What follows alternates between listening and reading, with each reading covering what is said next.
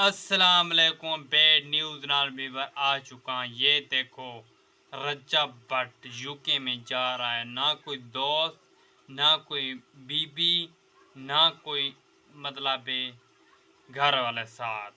रो रहा है। पैसा होगा, ये होगा। फैन फॉलोइंग होगी, ये होगा। बचपन विच बड़ा खुश व्लॉग बनाता था, इंटरटेन करता है आप सब लोगों को, हमको। ठीक है ना। हम व्लॉग देख के उसको उसको बड़ा पसंद करते हैं। वो मजबूरी से फंस रहा है। मुझे खतरा लग रहा है वो कैसे निकलेगा इस मुश्किल घड़ी में।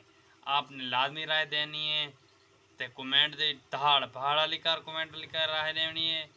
कमेंट लाजमी हाजिरी लाने मिलने नवे व्लॉग नाल। अल्लाह हाफिज।